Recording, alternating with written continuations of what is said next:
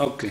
Alors, au point de vue concernant la mixité qui est interdite, c'est la mixité deux personnes comme ça. Ça, c'est de la mixité.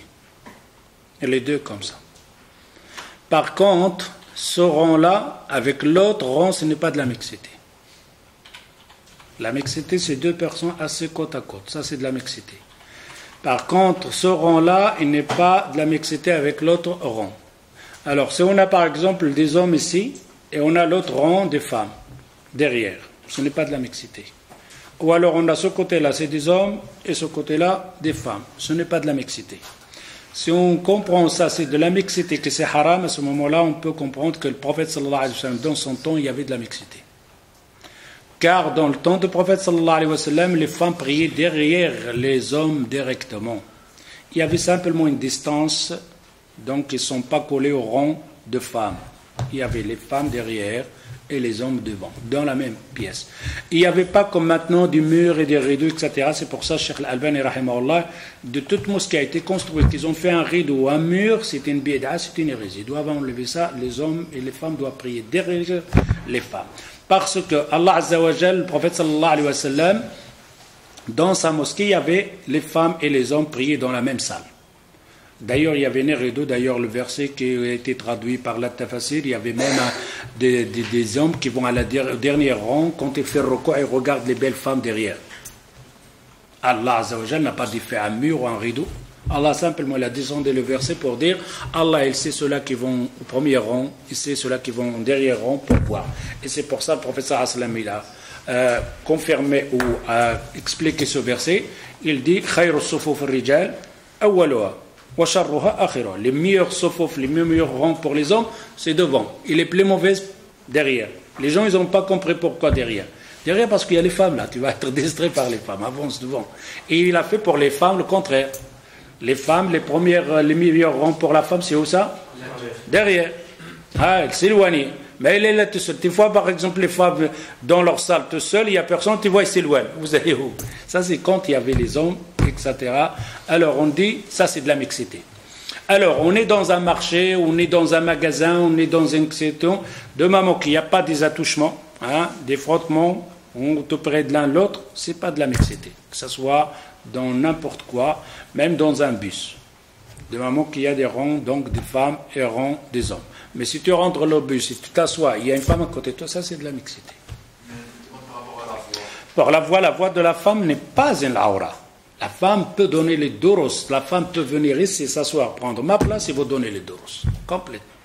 Aucune interdiction. La femme peut venir ici, et vous êtes assis là que des hommes, et elle ici tout seul, il vous donnera le dars.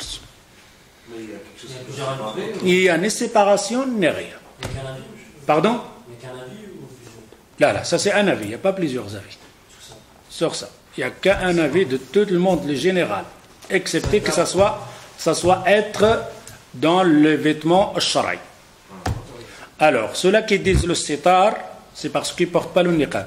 Ça a à voir un niqab et pas de niqab. C'est pour ça, Adnan Ar'our, quand il est parti en côté de la Malaisie, et il va donner le dars, des femmes qui n'ont pas le niqab, ils sont rentrés, ils disent là, oh, il faut faire le sitar là. Il dit non, nous sommes des Albani. C'est-à-dire, on suit Cheikh Al-Albani. Il dit, moi, je suis un Membazi. Alors, on reste là, on fait le sitar où il n'y a pas de dars. Ça, c'est un rapport avec le niqab, mais c'est un rapport pas avec, tu dois voir la vie, etc. Parce qu'Allah Azza wa Jal n'a pas, ou le prophète sallallahu alayhi wa sallam n'a jamais dit qu'il doit avoir un sitar entre les femmes et les hommes, etc. Autrement, ça aurait été passé dans la prière.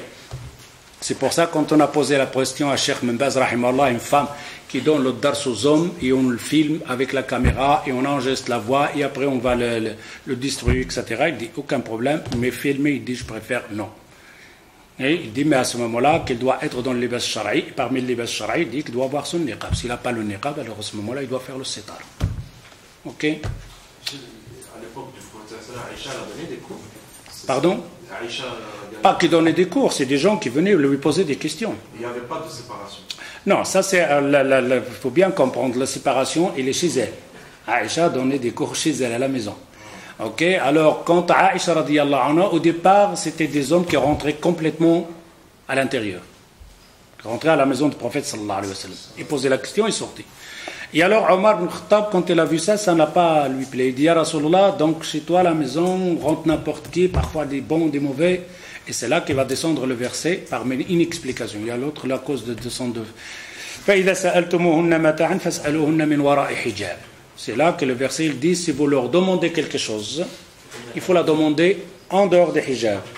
Là, on comprend, ça ne veut pas dire que tu dois faire le rideau, c'est-à-dire que tu ne rentres pas à l'intérieur pour ne pas que tu sois avec la femme, là. C'est-à-dire que tu poses la question en dehors de la porte.